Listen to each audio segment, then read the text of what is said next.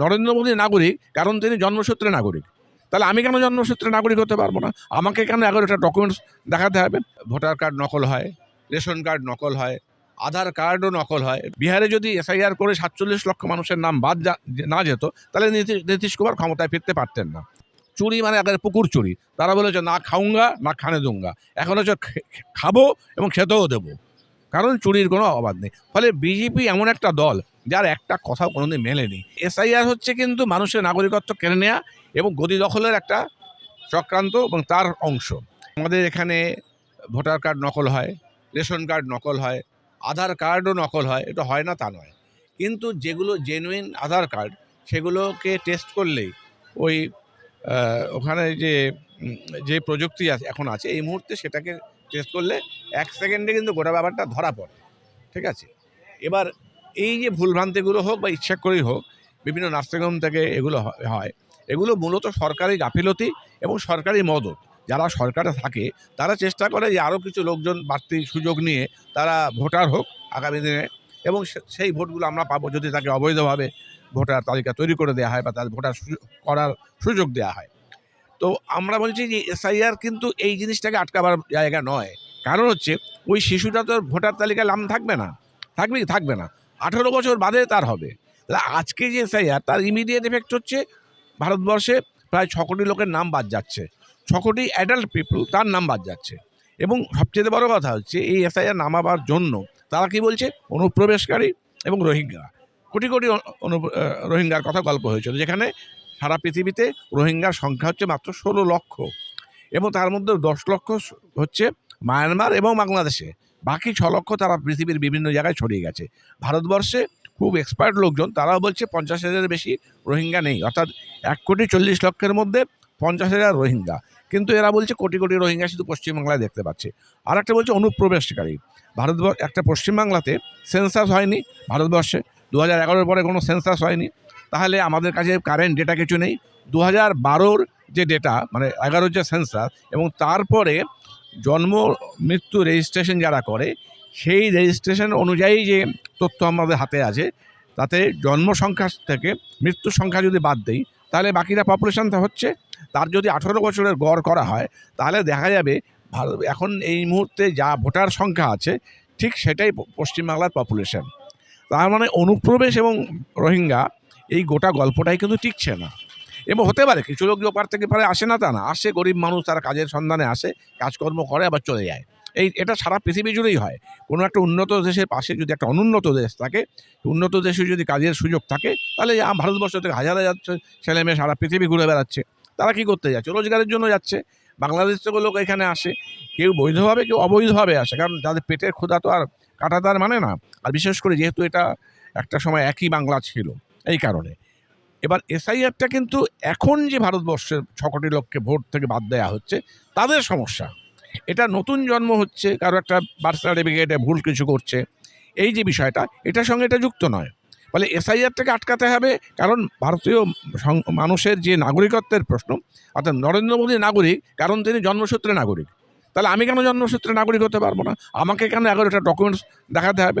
প্রশ্ন হচ্ছে এখানে।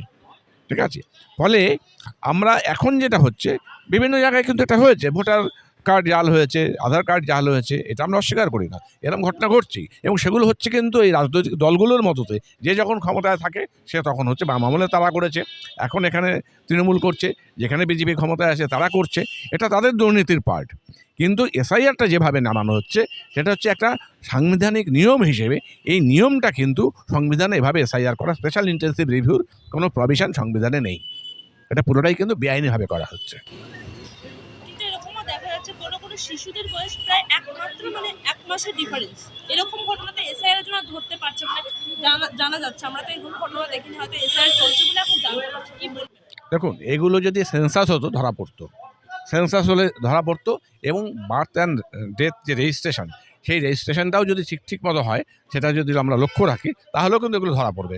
তার জন্য কিন্তু এসআইআর করে নাগরিকত্ব কেড়ে নেওয়া বা কাউকে আমি নাগরিক করবো, কাউকে নাগরিক করতে দেবো না। এবং বিহারে আমরা যেটা দেখলাম, এই 47 লক্ষ লোকের ভোটার থেকে বাদ দেওয়া হচ্ছে। কোন 47 লক্ষ? যে 47 লক্ষ মানুষ ভোট দিলে পরে ওখানে বিভিন্ন জায়গাতে বিজেপি হেরে যেত, সেই পকেটগুলো থেকে লোকগুলোকে বাদ দেওয়া হয়েছে। ঠিক আছে, ফলে এসআইআর হচ্ছে কিন্তু মানুষের নাগরিকত্ব কেড়ে নেওয়া এবং গদি দখলের একটা চক্রান্ত এবং তার অংশ। বিহারে যদি এসআইআর করে 47 লক্ষ মানুষের নাম বাদ না যেত, তাহলে নীতিশ কুমার ক্ষমতায় ফিরতে পারতেন না। এইটা একটা হিসেব। আর এই যেটা বলছেন, যেগুলো ধরা পড়ছে এসআইআর করতে গিয়ে ধরা পড়ছে, এইগুলো কিন্তু ধরবার অন্য রাস্তা ছিল। সেন্সাস হলে ধরা পড়তো, বার্থ অ্যান্ড রেজিস্টার, যে ডেথ রেজিস্ট্রেশন, তার যে রেজিস্ট্রেশন জেনারেল আছেন, তিনি রেজিস্ট্রার জেনারেল আছেন, তার অফিসে এইগুলো কাজগুলো হয়, সেখানে ধরা পড়ে। ফলে তার জন্য এসআইআর করতে হবে বা এসআইআর জন্য ধরা পড়ল, ব্যাপারটা কিন্তু এরকম নয়। কিন্তু আপনারা বলছেন যে মানে কোনো রকম রোহিঙ্গা নেই, কিন্তু বিজেপি তরফ থেকে বলা হচ্ছে ওরা যদি ক্ষমতায় আসে তাহলে 45 দিনের মধ্যে রোহিঙ্গা খুঁজে দেখাবে, কি বলবেন? হ্যাঁ, ব্যাপার হচ্ছে ওরা নরেন্দ্র মোদী সরকার ক্ষমতায় আসবার পরে ক্ষমতায় আসবার পরে নরেন্দ্র মোদী বলেছিল 2 কোটি লোকের চাকরি দেবে বছরে। সেখানে আমরা দেখলাম যে বছরে 2 লক্ষ লোকেরও চাকরি হচ্ছে না। ফলে মিথ্যে কথা ওরা বলেছিল 15 লক্ষ টাকা ব্যাঙ্ক অ্যাকাউন্টে ঢুকিয়ে দেবে, ঢোকায়নি। ওরা বলেছিল কালাধন সুইস ব্যাংক থেকে ফেরত নিয়ে আসবে, হয়নি। যে 28 জন ভারতবর্ষে ব্যাঙ্কগুলোকে খালি করে দিয়ে চলে গেছে, তাদেরকে ধরে আনেনি। ফলে এবং এই যে স্মার্ট সিটির কথা ঘোষণা করেছিল, সেটা হয়নি।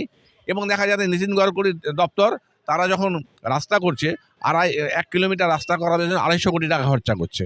চুরি মানে একেবারে পুকুর চুরি। তারা বলেছে না খাউঙ্গা না খানে দুঙ্গা, এখন হচ্ছে খাবো এবং খেতেও দেবো, কারণ চুরির কোনো অবাধ নেই। ফলে বিজেপি এমন একটা দল যার একটা কথাও কোনোদিন মেলেনি। এবং যে শুভেন্দু অধিকারী এখানে লক্ষ লক্ষ কোটি কোটি রোহিঙ্গা দেখছেন, এই 16 লক্ষের মধ্যে 1 কোটি মানে 16 লক্ষ রোহিঙ্গা আছে সারা পৃথিবীতে, তার 1.5 কোটি হচ্ছে পশ্চিমবাংলা 1.5 কোটি। এই হচ্ছে শুভেন্দু অধিকারী। সে কিন্তু টিভির সামনে বসে টাকা নিয়েছেন, মানুষ দেখেছে। সে যখন তৃণমূলে ছিল তখন পদ বিলি করেছে টাকা নিয়ে, মুর্শিদাবাদ, বীরভূম, ঝাড়গ্রাম এই সমস্ত জেলার সে দায়িত্বে ছিল, সেখান থেকে টাকা নিয়ে পদগুলো বিলি করেছেন, কোটি কোটি টাকা চুরি করেছেন। যখন সিবিআইয়ের মুখোমুখি হলো তখন তিনি দল পাল্টে বিজেপিতে গেলেন।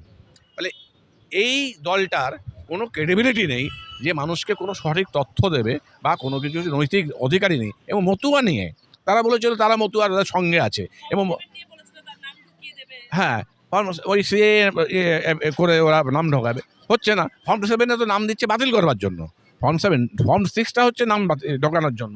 এই ফর্ম 6 করার ফিল আপ করতে পারছে না। এবং করলেও সেখানে ইসকন থেকে ভারত সেবাশ্রম বিভিন্ন সংগঠনগুলো তারা টাকা নিয়ে ফর্মগুলো ফিল আপ করেছে মানুষের কাছে। এবং সেই ফর্মগুলো তারা কী করেছে মানুষ কিন্তু জানে না, কিন্তু প্রত্যেকের কাছে 150, 200, 250, যার কাছ থেকে পেরেছে 800 টাকা পর্যন্ত নিয়েছে একটা ফর্ম ফিল আপ করতে। তো এই হচ্ছে বিজেপির রোল। তা আমি কী বলবো এটাকে নিয়ে? আবার এই এসআইআর জন্য আমরা দেখতে পাচ্ছি আমাদের জন্য ভোগান্তি হচ্ছে, যেমন যারা যমজ বাচ্চা তাদের জন্য অনেক ভোগান্তিরও আমরা সেটাও দেখতে পাচ্ছি, কি বলবেন? ভোগান্তিটাই চূড়ান্ত হচ্ছে যে তাদেরকে হিয়ারিংয়ে হ্যারাসমেন্ট হচ্ছে, একজন মানুষ তার হসপিটালে ভর্তি, তারকেও ছুটে আসতে হচ্ছে, ইত্যাদি হচ্ছে। কিন্তু তার থেকেও যেটা বড় কথা, যে এসআইআরের ভোগান্তির থেকে বড় কথা, যে মানুষ যে ভারতের নাগরিক, যে ভারতবর্ষে শ্রম দিয়েছে, ঘাম দিয়েছে, রক্ত ঝরিয়েছে, বিল্ডিং তৈরি করেছে, রাস্তা তৈরি করেছে, ইমারত তৈরি করেছে, এবং গোটা পরিকাঠামো যাদের শ্রমে তৈরি, যাদের ঘামে তৈরি, তাদেরকে আজকে প্রান্তিক হিসেবে নাগরিকত্ব কেড়ে নেওয়া হচ্ছে। পরিযায়ী শ্রমিক থেকে সাধারণ মানুষ সবাই কিন্তু এটার ভুক্তভোগী।